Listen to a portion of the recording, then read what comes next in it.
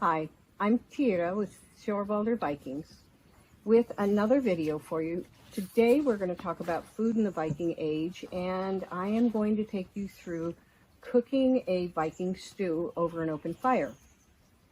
So food in the Viking Age, very much, Vikings were farmers, and so they grew a lot of root crops, mainly because it was really easily growable in the ground that they had. Their season for growing was quite short. They did grow grains such as barley, wheat. Spelt was a wild grown grain that they could gather during the spring. And certainly hazelnut and berries were available. There are blackberries known to have grown during that age. Blueberries grew wild, as well as lingonberries, which is a nice, sweet little red berry. So today, what I'm using, if you can imagine that it's early spring, there's still snow on the ground. There are a lot of avalanches coming down around me. They kind of look like waterfalls, but honestly, we can't start to plant any vegetables right now. So I've gone to my stabur, which is the name of a storehouse during the Viking Age. And I have found a parsnip. I have found a turnip, and you can see they're starting to grow. It's you know, I've had them all winter long. I have a leek, which is a common vegetable that was grown during the Viking Age. And I have a few carrots as well that were left. And I also have an apple. It's kind of wrinkly and soft, but it's going to be nice and sweet because apples go really well with pork. And this is from a freshly butchered pig from my farm. I also have some barley here that was in our storehouse and a little bit of salt. One of the things I wish I had right now, it's not late enough in spring that the ramps have grown, or ramson is what it's called in Norway. And they are a green leafy wild garlic with a very mild garlic flavor, but that would go really well in this stew if I had some. So these are, as I said, this would be typical of what I would keep in my storehouse over the winter in order to make food. And as I said, today we're going to cut all this up and we're going to put it in a pot and we're going to cook a nice stew over the fire.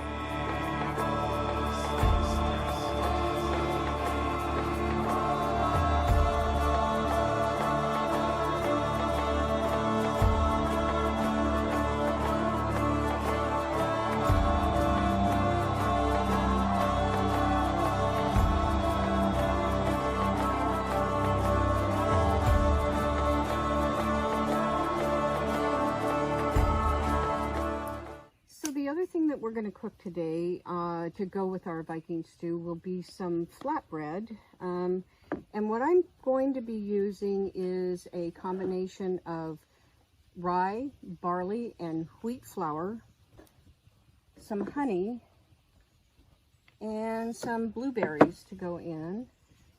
And in order to get some moisture in there, I'm using the last of the winter ale. It's a little bit flat, but it'll put a little yeast in my bread and it'll cook nicely on the stove.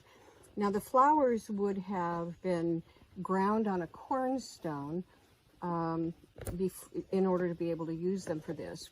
One of the other things we could have done if we were making fresh ale or beer is to take the grain from that process and also grind that up and use it for the bread because it would have a natural yeast in it. Okay, and so we're going to add a little bit of salt to this because of course we always need some salt. And I'm going to start pouring in a little bit of my beer a little at a time and start mixing this up. So flatbread was probably one of the more common breads during the Viking Age. It was easy, quick, and there are many ways to make it. You don't always use leavening with a flatbread. Sometimes you get something that is going to be a little bit more like a cracker when you make bread like that, a flatbread. It just depends upon what supplies you have at what time of the year in order to make your bread. Now, some of the other ingredients you can use for flatbread are sour milk, And you can also use buttermilk, which is left after churning your butter. Alright, I'm going to get started getting this bread coming together and kneading it a little bit. Still a little bit sticky. That's why I left a little bit of flour in my other bowl, so I could start adding it a little at a time and get this into a nice dough that we can work with later. We're doing this before we cook our stew, mainly because we want this dough to have a chance to settle a little bit, and if we do get that yeast working, we want it to be given a chance to rise as well. And you can see I'm just kind of kneading this in the bowl to get it all together. A little bit more flour. So a lot of people, when we're doing this at an event, ask us about things like lefse. And I have to say that even though lefse is a very well-known flatbread in Scandinavia right now, it was not possible to have lefse at that time because there were no potatoes in Norway.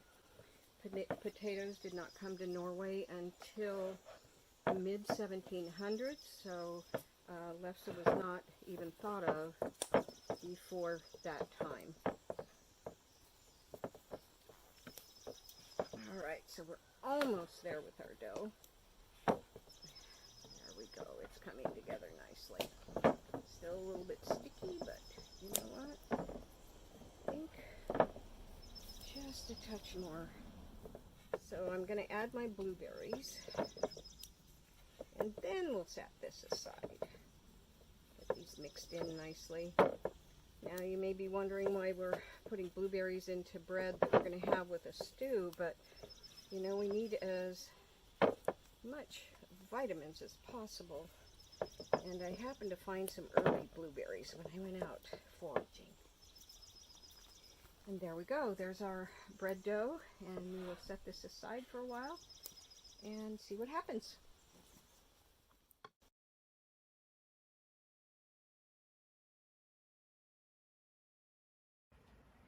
Well, our bread's been sitting for a while. It hasn't risen much, which I didn't expect because, as I said, we were using some old ale.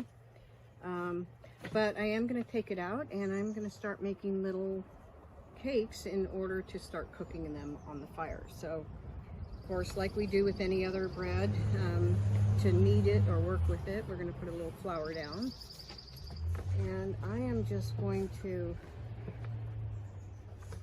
show you what the dough looks like is this. And so it's a little stuck on the bottom, but I think that's okay.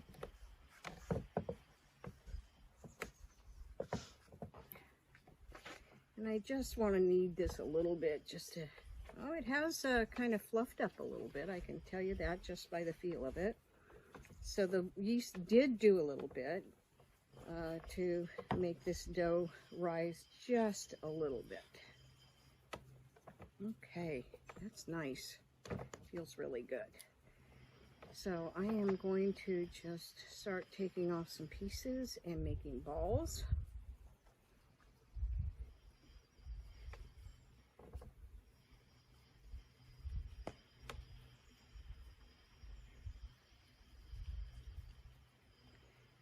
Need a little more flour on my hands because they're sticky.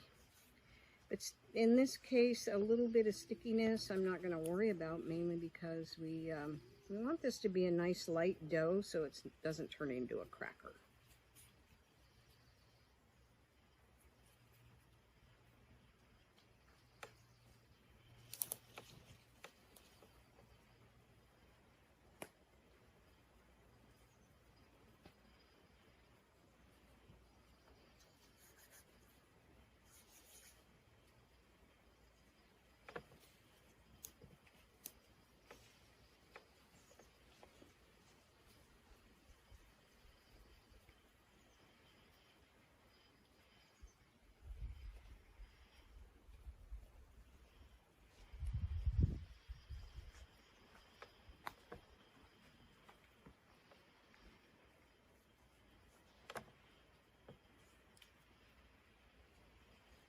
And then I'm going to flatten them out like this.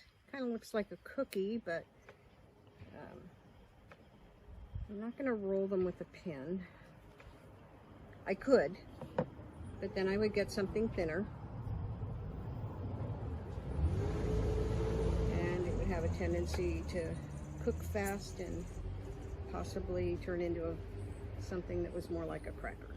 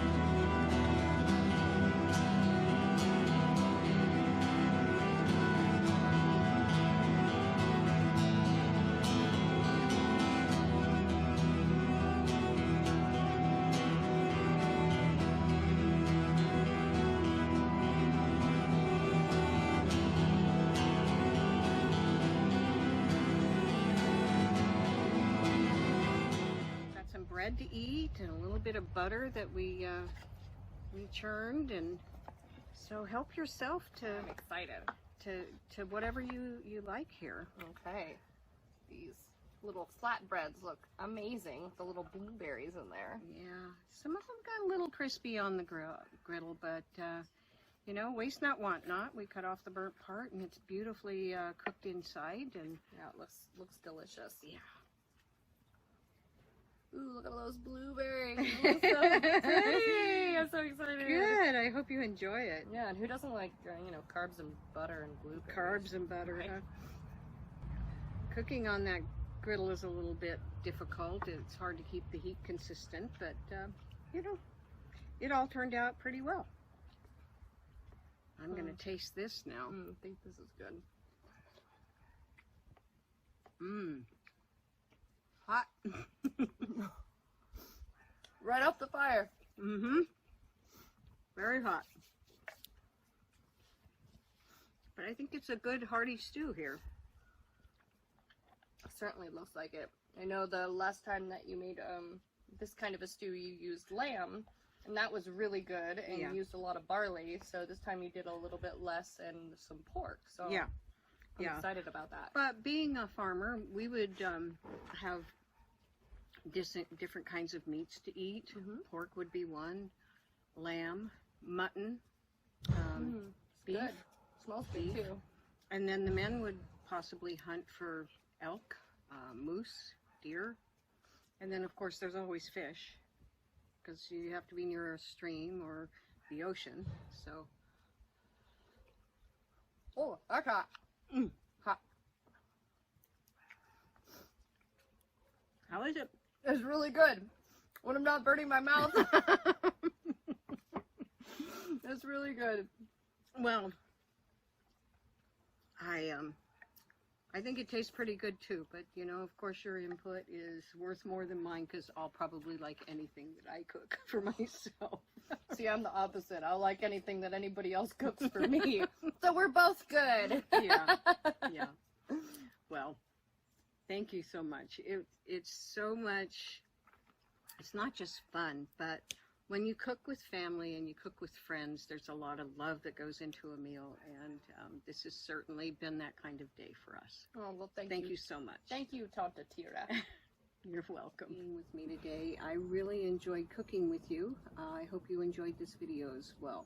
And I hope in the future, if we are at an event, either one of yours or one of ours, that you will stop by and visit with us at Sjorvaldar Vikings, and ask any questions that you may have, and hopefully get to meet you and shake your hand.